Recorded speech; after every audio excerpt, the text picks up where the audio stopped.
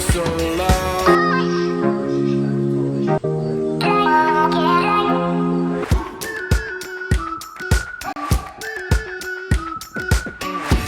First நம்ம 2 kilo mutton எடுத்துக்கலாம். So அதை நல்லா வாஷ் பண்ணிவிட்டு அதுக்கப்புறமா நம்ம குக் பண்ணிவிட்டு அதுக்கப்புறம் தான் பிரியாணி பண்ண போகிறோம்.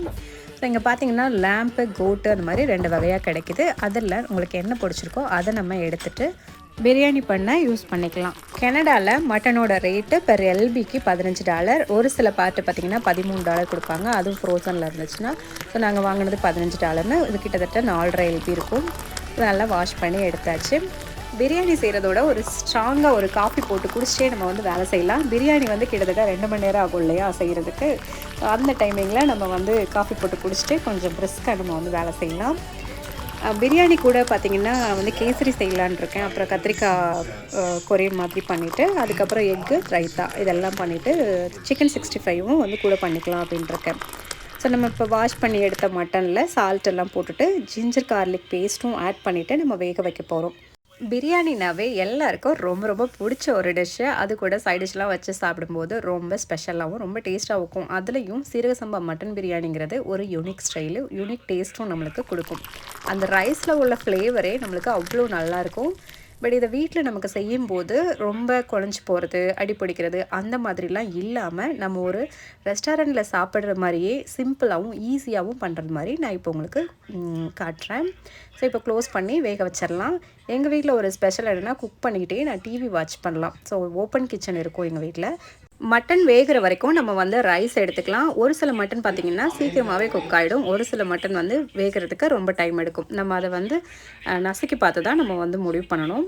ஸோ பார்த்திங்கன்னா நான் வந்து ஒரு 12 டம்ளர் எடுத்துக்கிட்டேன். ஸோ 2 கிலோ மட்டனுக்கு அந்த 2 கிலோ ரைஸ் இருக்கிற மாதிரி நான் எடுத்துக்கிட்டேன். ஸோ பாருங்கள், இந்த ரைஸ் பாருங்கள் எவ்வளோ குட்டியாக இருக்குது பாருங்களேன். இந்த ரைஸை எடுக்கும்போதே நம்மளுக்கு வந்து நீங்கள் ஸ்மெல் பண்ணி பார்த்தீங்கன்னா அந்த அரோமா வந்து அவ்வளோ சூப்பராக வரும். ஸோ 12 டம்ளர் எடுத்துகிட்டு அதை நான் வந்து நீங்கள் வந்து எங்கள் ஊர்லலாம் படி இருக்கும், அதில் அளந்துப்போம். இங்கே வந்து அது மாதிரி இல்லை. ஸோ நான் வந்து கிளாஸில் தான் எடுத்துக்கிட்டேன். அது ஒரு 1லேருந்து 2 டைம் வாஷ் பண்ணிக்கோங்க. வாஷ் பண்ணிவிட்டு நீங்கள் வந்து டைம் பார்த்துக்கோங்க. ஒரு 20 மினிட்ஸ் வந்துட்டு ஊற வச்சா போதும். 20 மினிட்ஸுக்கு மேலே ஊற வைக்கும்போது அந்த ரைஸ் வந்து குழஞ்சி போக சான்ஸ் இருக்குது. பார்த்திங்கன்னா விசில் வந்துருச்சு. எனக்கு பார்த்திங்கன்னா ஒரு விசில்லையே மட்டன் வந்து வெந்துருச்சு. ஏன்னா லாஸ்ட் டைமும் அப்படி தான் ஆச்சு. ஸோ வந்து நான் வந்து வேக வச்சிட்டேன் மட்டனை. தனியாக எடுத்து வச்சிடலாம். பாலும் பார்த்திங்கன்னா கொதிக்க ஆரம்பிச்சிருச்சு. உங்களில் யாருக்கெல்லாம் டீயோ காஃபியோ போட்டு குடிச்சிக்கிட்டே வேலை பார்க்க தோணுன்னு எனக்கு கமெண்டில் சொல்லுங்கள். ஸோ இந்த தடவை நான் வந்து ஸ்ட்ராங்காக நெஸ்கஃபே வாங்கியிருந்தேன். நெஸ்கஃபேலேயே ஸ்ட்ராங்குன்னு போட்டிருந்தாங்க. ஸோ இது எப்படி இருக்குன்னு நம்ம ட்ரை பண்ணி பார்க்கலாம். நான் எனக்கும் என் ஹஸ்பண்டுக்கும் சேர்த்து வந்து நான் வந்து காஃபி போட்டுக்கிட்டேன். ஆப்போசிட்டில் உட்காந்துருக்காங்க. எனக்கு சின்ன சின்ன ஹெல்ப்பெல்லாம் பண்ணி கொடுத்துட்ருக்காங்க. அதே மாதிரி யாரெல்லாம் குக் பண்ணும்போது ஹஸ்பண்ட் ஹெல்ப் பண்ணுவாங்க அப்படின்னு சொல்லுங்கள். ஏன்னா நிறைய பேரோட கொஸ்டின் வந்து இதுவாக இருக்கும். நிறைய பேர் கம்ப்ளைண்ட் பண்ணுவாங்க, எனக்கு வந்து ஹெல்ப் பண்ண மாட்டாங்க, நானே தான் எல்லாம் செய்யணும் அப்படின்லாம் வந்து நிறைய பேர் கம்ப்ளைண்ட் பண்ணுவாங்க. உங்களுக்கு அந்த மாதிரி அனுபவம் இருந்துச்சுன்னா சொல்லுங்கள். ஸோ சாட்டர்டே சண்டேயில் எனக்கு வந்து ரொம்பவே ஹெல்ப் பண்ணுவாங்க. ஸோ காஃபி வந்து சூப்பராக ரெடி ஆயிடுச்சு. எனக்கு பேசிக்காக பார்த்திங்கன்னா காஃபியோ டீயோ யார் கூடயாவது சேர்ந்து குடிக்கணும்னு தோணும். ஸோ அதனாலே என் ஹஸ்பண்ட் வந்து குடிக்க மாட்டாங்க. இருந்தாலும் நான் குடிக்கும்போது அவங்களும் சேர்ந்துப்பாங்க. ஸோ ஆசைப்படுறோமே அப்படின்னு சொல்லிட்டு ஸோ உங்களுக்கும் இந்த மாதிரி அனுபவம் இருந்துச்சுன்னா என் கூட ஷேர் பண்ணிக்கோங்க.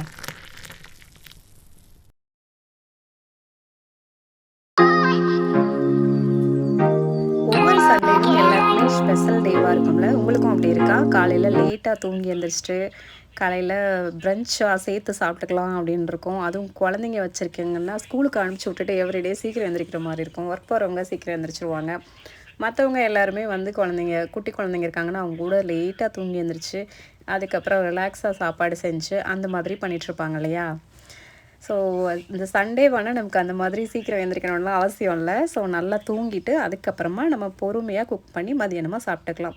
அப்புறம் நிறைய பேர் பசங்களுக்கு ஸ்நாக்ஸு அதுகளை காலையில் எடுத்து கொடுத்துட்டு ப்ரெட்டு அந்த மாதிரி கொடுத்துட்டு டேரெக்டாக வந்து ப்ரன்ச் அப்படின்னு போயிடுவாங்க. ஸோ அந்த மாதிரி தான்.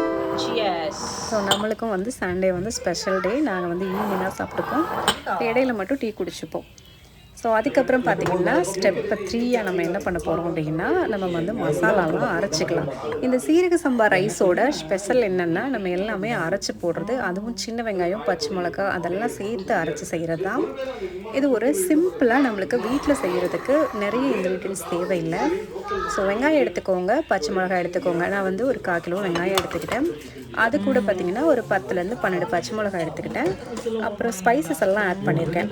ஸோ உங்களுக்கு முந்திரி வேணும்னாலும் நீங்கள் சேர்த்துக்கோங்க, இன்னும் நல்லா டேஸ்ட்டாக இருக்கும். அதே மாதிரி தேங்காய் பால் வேணுனாலும் நீங்கள் ஆட் பண்ணிக்கலாம். நான் தேங்காய் பால் சேர்க்கல, எனக்கு நெக்ஸ்ட் டேவும் நான் வச்சுக்கணும். இதில் நான் வந்து பிரிஞ்சி இலையை மட்டும் எடுத்துகிட்டு அது கூட ஏலக்காய் சேர்த்துருக்கேன், கிராம்பு, அதுக்கப்புறம் பப்பி சீட் இருக்கு இல்லையா, கசகசா, அதுக்கப்புறம் கொஞ்சம் பெப்பர், இது எல்லாமே சேர்த்துட்டு நான் ஒன்றா போட்டு மிக்சியில் அரைச்சிட்டேன். ஆல்ரெடி ஜிஞ்சர் கார்லிக் பேஸ்ட்டு மட்டும் தனியாக அரைச்சி வச்சுருக்கேன். ஸோ இதெல்லாம் சேர்த்து நல்லா கிரைண்ட் பண்ணிடுங்க. இப்போ கிரைண்ட் பண்ணும்போது அந்த ஸ்பைசஸில் இருக்க ஸ்மெல் இருக்கு இல்லையா, அந்த அரோமா அவ்வளோ நல்லா வீடு ஃபுல்லாக வரும். மட்டன் பாருங்கள் சூப்பராக வெந்துருச்சு, ஓப்பன் பண்ணி பார்த்தேன். ஸோ இப்போ நம்ம வந்து பிரியாணி செய்ய ஆரம்பிச்சிடலாம். நம்ம ரைஸும் ஊற வச்சாச்சு, மசாலாவும் ரெடி பண்ணியாச்சு, மட்டனும் வெந்துருச்சு. ஓகேவா? ஸோ நம்ம இப்போ வந்து பிரியாணி செய்ய ஆரம்பிச்சிடலாம். அப்புறம் இன்னொரு விஷயம் பார்த்தீங்கன்னா, இங்கே நான் வந்து பிரியாணி வந்து ஓவனில் தான் செய்ய போகிறேன். என் குட்டி பையன் எனக்கு ஹெல்ப் பண்ணுறான், ரைத்தாக்கு ஆனியன் கட் பண்ணுறான். ஸோ இப்போவே அவனுக்கு ட்ரைனிங் கொடுத்துட்ருக்காங்க. அவன் ஆசைப்பட்டு அவனாக தான் செய்கிறான். நாங்கள் எப்போல்லாம் குக் பண்ண போகிறோமோ அப்போல்லாம் எல்லாமே சேர்ந்துக்கிறாங்க, இடையில வந்துடுவாங்க. ஸோ ஆயில் கொஞ்சமாக எடுத்துக்கிட்டேன், ஏன்னா மட்டனில் ஆல்ரெடி கொழுப்பு நிறையா இருக்குது. அதனால் நான் ஒரு குழிக்கரண்டி அளவுக்கு எடுத்துக்கிட்டேன் ஆயில். அதுக்கப்புறமா கீ இல்லாமல் பிரியாணியே இல்லை அப்படின்னு தான் சொல்லணும். ஸோ கீ போட்டாச்சு. அதுக்கப்புறமா ஸ்பைசஸ் எல்லாமே தாளிக்கிறதுக்கு என்னெல்லாம் ஸ்பைசஸ் இருக்கோ அது எல்லாமே ஆட் பண்ணிக்கோங்க. சோம்பு, அதுக்கப்புறமா ஏலக்காய், கிராம்பு, பட்டை, இது எல்லாமே சேர்த்துக்கணும். அரைக்கும் போதும் பட்டை, கிராம்பு எல்லாமே சேர்த்து தான் நான் அரைச்சிருக்கேன். ஸோ அந்த சின்ன வெங்காயம் எல்லாம் சேர்த்து அரைச்ச உடனே அந்த வாசனை ரொம்ப அழகாக வீடு ஃபுல்லாக மணக்க ஆரம்பிக்கும். இந்த ஆயிலில் நம்ம வதக்கும் போதே இங்கே பாருங்கள், இந்த மாதிரி நல்லா வதக்கிக்கோங்க. அதுக்கப்புறமா ஒரு 2 தக்காளி, பெரிய தக்காளியாக 2 தக்காளி எடுத்து குட்டி குட்டியாக கட் பண்ணிவிட்டு அதையும் சேர்த்து வதக்கிக்கிட்டேன். என் பசங்க எப்போவுமே நான் குக் பண்ணும்போது ஹெல்ப் பண்ண ட்ரை பண்ணுவாங்க. ஸோ அவங்க அப்போ தான் வந்து பழகிட்டுருக்காங்க. பின்னான்னு கட் பண்ணுவாங்க. உங்கள் வீட்டில் எப்படி? ஆனாலும் அந்த சப்பாத்தி அந்த மாதிரி இப்போ செய்யும்போதெல்லாம் கண்டிப்பாக அந்த மாவு அங்கிட்டு கொட்டி இங்கிட்டு கொட்டி எதனாச்சும் ஒன்று பண்ண ட்ரை பண்ணுவாங்க. உங்கள் வீட்லேயும் பசங்க அப்படி தான் பண்ணுறாங்களா? பிரியாணிக்கு இன்னும் கொஞ்சம் மணமும் சுவையும் சேர்க்குறதுக்காக நம்ம வந்து புதினாவும் கொத்தமல்லி தலையும் கட் பண்ணி உள்ளே சேர்த்துக்கலாம். கொஞ்சம் பச்சை மிளகாயும் நான் ஆட் பண்ணிக்கிட்டேன். ஸோ இதான் என் பொண்ணு, இவங்க வந்து கிண்டுறது, அப்புறம் இந்த இன்க்ரீடியன்ட்ஸ் ஆட் பண்ணுறது, இந்த மாதிரி விஷயங்கள்லாம் அவங்களுக்கு ரொம்ப இன்ட்ரெஸ்ட்டு.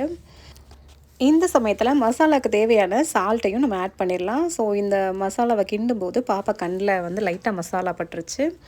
ஆக்சுவலாக அது ரொம்ப லைட்டாக பட்டதுனால ஓகேவாக இருக்கா. நம்ம சின்ன பசங்க பக்கத்தில் இருக்கும்போது நம்ம ரொம்ப கேர்ஃபுல்லாக தான் ஹேண்டில் பண்ணணும், ரொம்ப கவனமாகவும் சமைக்க வேண்டியிருக்கு.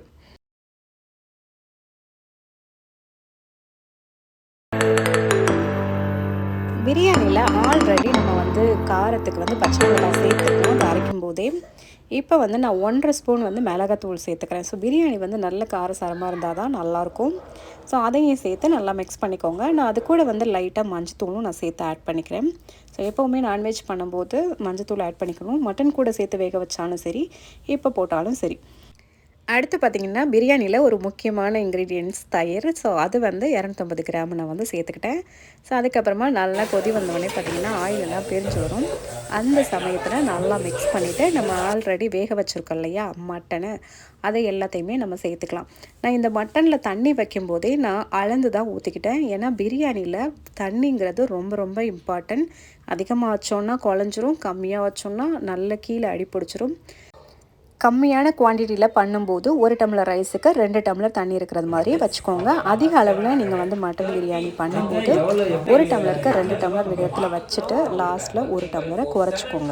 ஸோ அதுதான் வந்து பெட்டராக இருக்கும்.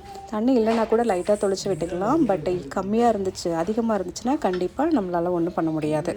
ஸோ பாருங்கள், டேஸ்ட் பண்ணியாச்சு, உப்பு எல்லாமே கரெக்டாக இருக்குது. ஸோ ஸோ இப்போ பார்த்தீங்கன்னா நம்ம தண்ணி கொதிச்ச உடனே ரைஸை நம்ம சேர்த்துக்கலாம். ஸோ அதுக்கு முன்னாடி சால்ட் எல்லாம் கரெக்டாக இருக்கான்னு செக் பண்ணிக்கலாம். ஒன்ஸ் ரைஸ் ஆட் பண்ணதுக்கப்புறமும் நம்ம வந்து புளிப்பு டேஸ்ட் எப்படி இருக்குது, சால்ட் எல்லாம் எப்படி இருக்குது அப்படிங்கிறத நம்ம செக் பண்ணிக்கணும். ஸோ பசங்க எல்லாம் ஒருத்தருக்கு செக் பண்ண சொன்னால் எல்லாரும் செக் பண்ணிக்கணுமாமா.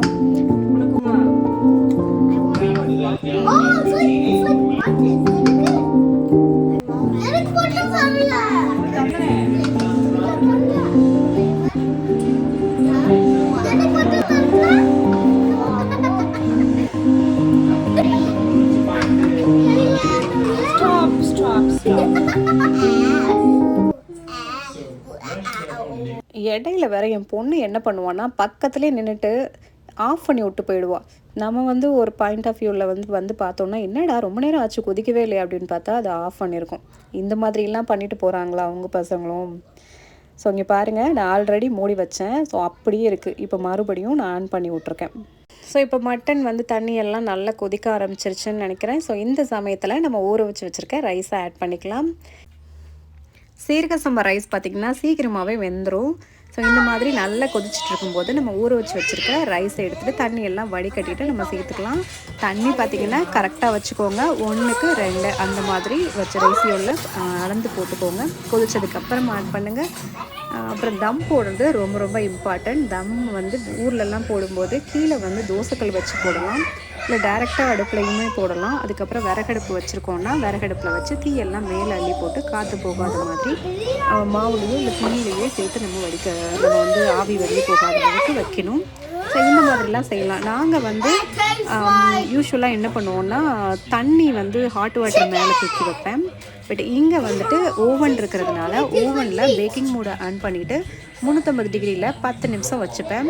ஸோ இது வந்து நான் கேட்ரிங் ஆர்டர் கொடுக்கும்போதெல்லாம் எனக்கு ரொம்ப ஹெல்ப்ஃபுல்லாக இருக்கும். இதுக்காக நான் அடுப்பு யூஸ் பண்ண வேண்டியதில்லை, மற்ற டிஷ்ஷும் நான் ரெடி பண்ணிகிட்ருக்கலாம் இந்த டைமிங்கில். ஸோ நான் என்ன பண்ணுவேன்னா கடைசியாக என் வீட்டுக்காரர் வந்து செக் பண்ணுறாரு. கடைசியாக அவர்கிட்ட தான் டேஸ்ட்டு கொடுப்பேன் நான்.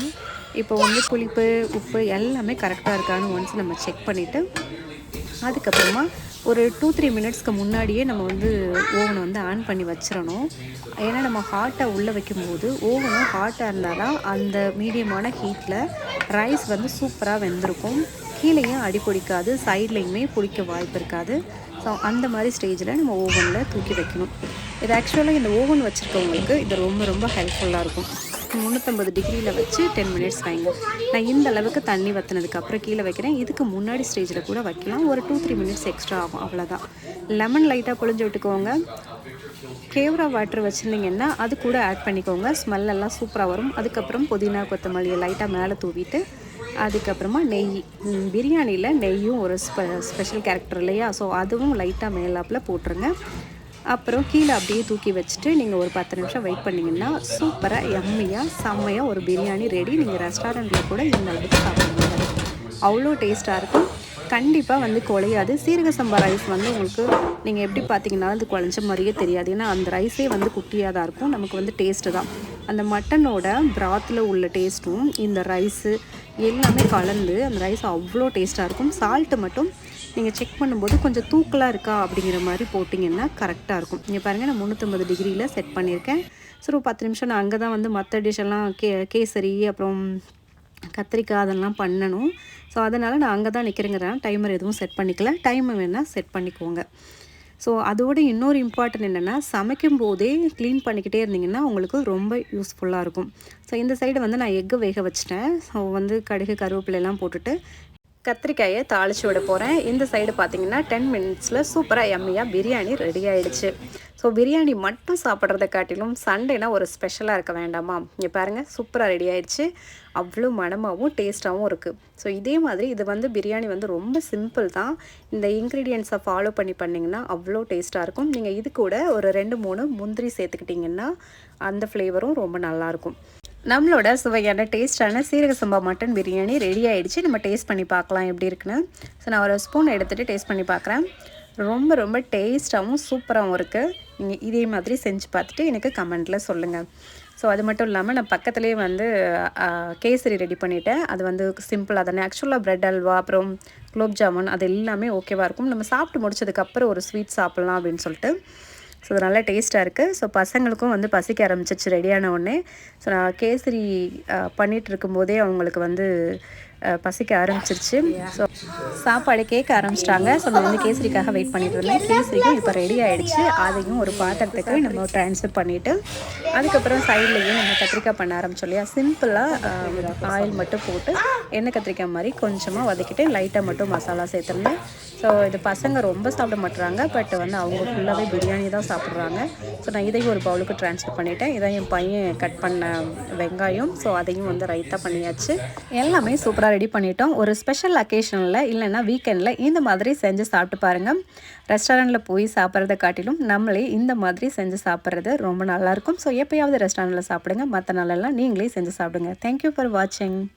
இது போல் இன்னும் சில வீடியோக்களுக்கு நம்ம சேனலை சப்ஸ்கிரைப் பண்ண மறக்காதீங்க. Thank you once again.